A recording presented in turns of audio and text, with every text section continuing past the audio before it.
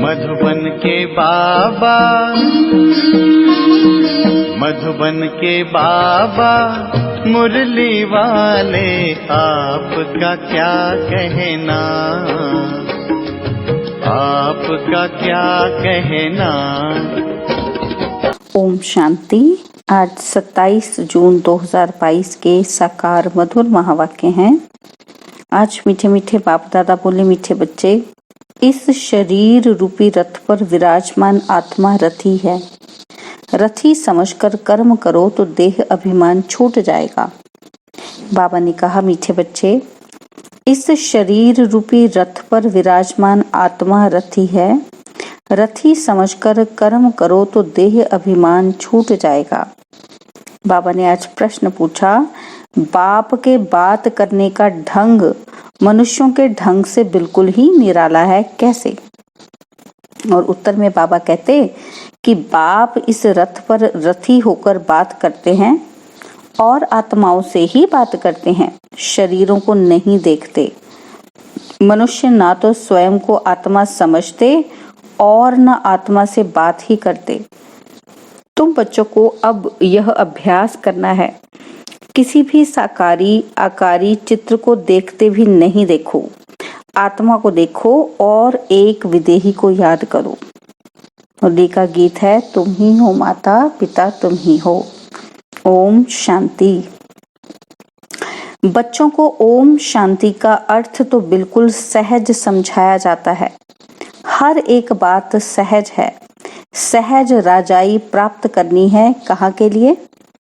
सत्य के लिए। उनको जीवन मुक्ति कहा जाता है। वहां रावण के यह भूत होते नहीं। कोई को क्रोध आता है तो कहा जाता है कि तुम्हारे में ये भूत है। योग का अर्थ है अपने को आत्मा समझ परमात्मा को याद करना। मैं आत्मा हूँ, यह मेरा शरीर है। हर एक के शरीर रूपी रथ में आत्मा रथी बैठी हुई है। आत्मा की ताकत से यह रथ चलता है। आत्मा को यह शरीर घड़ी घड़ी लेना और छोड़ना पड़ता है। यह तो बच्चे जानते हैं कि भारत अब दुख धाम है। कुछ समय पहले सुख धाम था। ऑलमाइटी गवर्नमेंट थी, क्योंकि ऑलमाइटी अथॉरिटी ने भारत में देवताओं के राज्य की स्थापना की। वहां एक धर्म था। आज से 5000 वर्ष पहले बरोबर लक्ष्मी नारायण का राज्य था। वह राज्य स्थापन करने वाला जरूर बाप होगा। बाप से उन्हों को वर्षा मिला होगा। इन्हों की आत्मा ने 84 जन्मों का चक्र लगाया है। भारतवासी ही इन वर्णों में आते हैं। शूद्र वर्ण के बाद सर्वोत्तम ब्राह्मण वर्ण आता है। ब्राह्मण वर्ण माना ब्रह्मा के मुख वंशावली। वह ब्राह्मण है कुख वंशावली। वह कह न सके कि हम ब्रह्मा मुख वंशावली हैं। प्रजापिता ब्रह्मा के जरूर एडॉप्टेड चिल्ड्रन होंगे। बच्चे जानते हैं यह भारत पूज्य था, अब पुजारी है। बाप तो सदा पूज्य है। वह आते जरूर हैं पतितों को पावन बनाने। सत्युग है पावन दुनिया।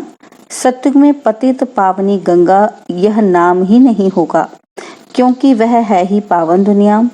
सभी पुण्य आत्माएं हैं, नो पाप आत्मा। कलयुग में फिर नो पुण्य आत्मा, सभी पाप आत्मा है। पुण्य आत्मा पवित्र को कहा जाता है।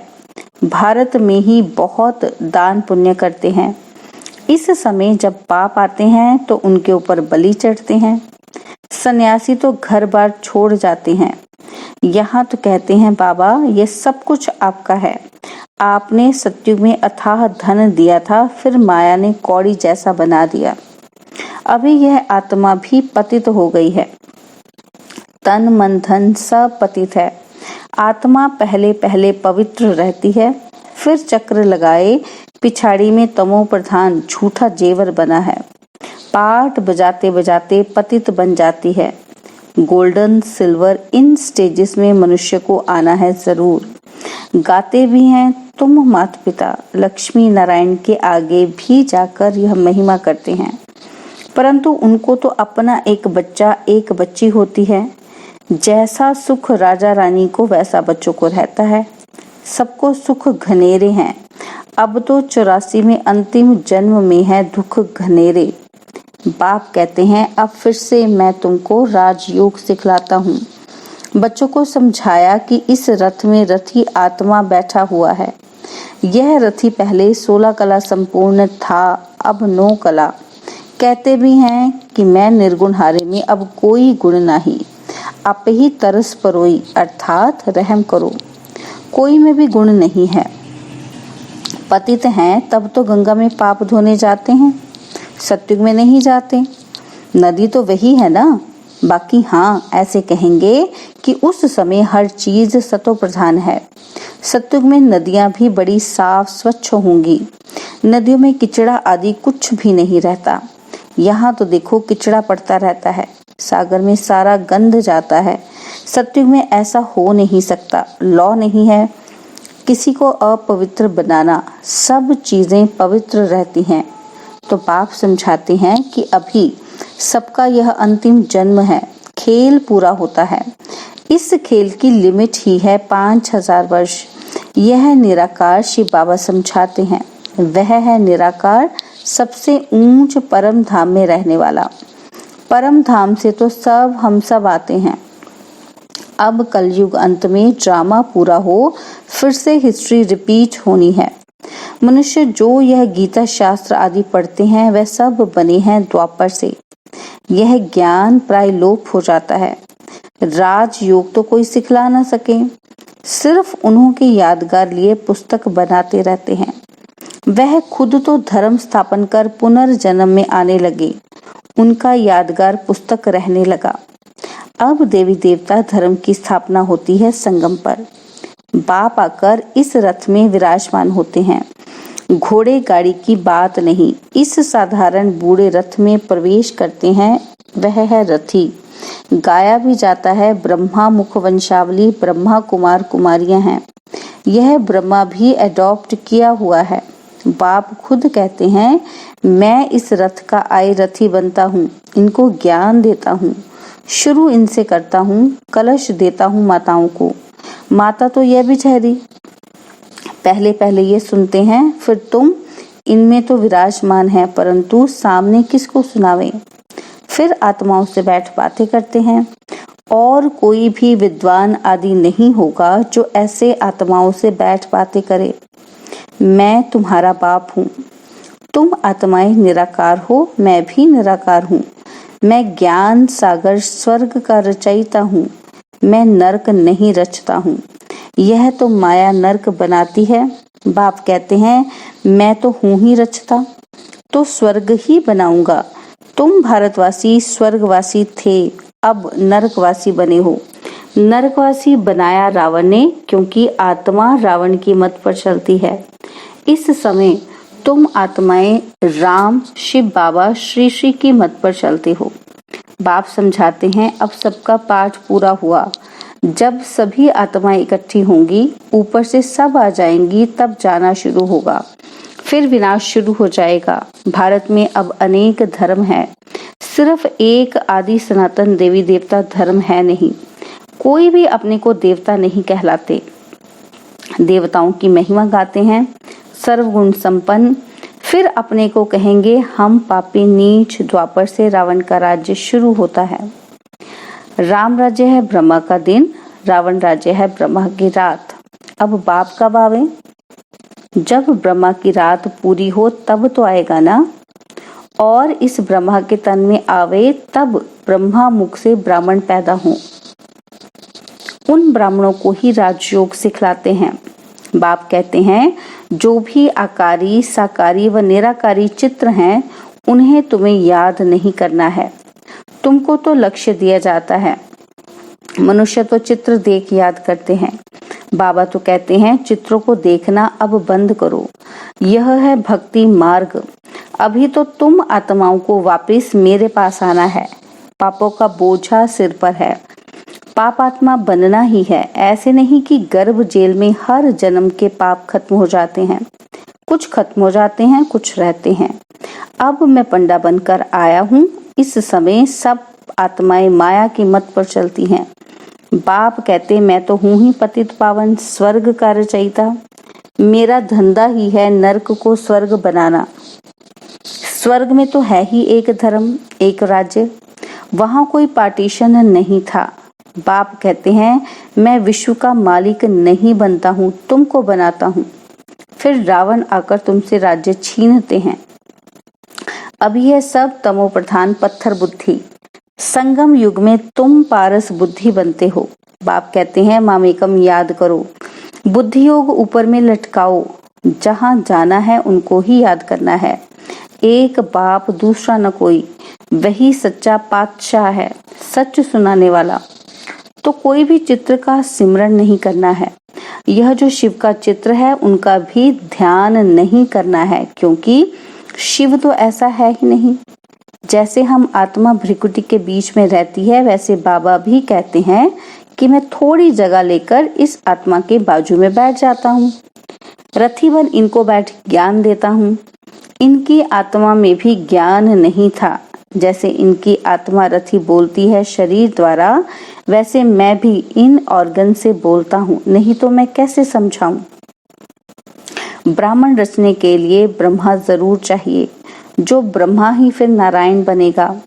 अभी तुम ब्रह्मा की औलाद हो, फिर सूर्यवंशी श्री नारायण के घराने में आएंगे। अभी तो बिल्कुल कंगाल बन पड़े हैं, लड़ते झगड़ते रहते हैं, बंदर से भी बदतर हैं। बंदर में 5 विकार बड़े कड़े होते हैं। काम, क्रोध, सब विकार बंदर में ऐसे होते हैं जो बात मत पूछो। बच्चा मरेगा तो उनकी हड्डियों को भी छोड़ेगा नहीं। मनुष्य भी आजकल ऐसे ऐसे हैं, बच्चा मरा तो 6-8 मास रोते रहेंगे। सत्युग में तो अकाले मृत्यु होती नहीं, ना कोई रोते पीटते, वहां कोई शैतान होता नहीं। बाप इस समय तुम बच्चों से बात कर रहे हैं। घर बार भी भल संभालो, उनमें रहते हुए ऐसी कमाल कर दिखाओ जो सन्यासी कर न सके। यह सतो प्रधान सन्यास परमात्मा ही सिखलाते हैं। कहते हैं ये पुरानी दुनिया अब खत्म होनी है, इसलिए इससे ममत्व मिटाओ। सभी को वापस जाना है। देह सहित जो भी पुरानी चीजें हैं उनको भूल जाओ। 5 विकार मुझे दे दो। अगर अपवित्र बनेंगे तो पवित्र दुनिया में आ नहीं सकेंगे। बाप से प्रतिज्ञा करो इस अंतिम जन्म के लिए, फिर तो पवित्रता कायम हो ही जाएगी। 63 जन्म तो विष में गोते खाए एकदम गंदे बन पड़े हो, अपने धर्म कर्म को भूल गए हो। हिंदू धर्म कहते रहते हो। बाप कहते हैं क्यों नहीं समझते हो कि भारत स्वर्ग था, हम ही देवता थे। मैंने तुमको राजयोग सिखलाया, तुम फिर कहते हो कृष्ण ने सिखलाया। क्या कृष्ण सभी का बाप, स्वर्ग का रचयिता है? बाप तो है निराकार, सभी आत्माओं का बाप। फिर उनके लिए कहते हो सर्वव्यापी। शिव शंकर को भी मिला देते हो। शिव तो है परमात्मा। परमात्मा कहते हैं मैं आता ही हूँ देवी देवता धर्म स्थापन करने, जो अभी स्थापन करते हैं। फिर विष्णु के 2 रूप लक्ष्मी नारायण राज्य करेंगे। विष्णु से ही वैष्णव अक्षर निकलता है। आजकल तो सब पापात्माएं हैं, वहां यह काम कटारी चलाकर 1-2 का घात नहीं करते हैं। सचखंड स्थापन करने वाला एक ही सतगुरु है, बाकी सब हैं डुबोने वाले। संगम और स्वर्ग 1-2 के नजदीक होने के कारण नरक की बात स्वर्ग में ले गए हैं। वास्तव में कंस, रावण आदि सब अभी हैं, वहां ये हो नहीं सकते।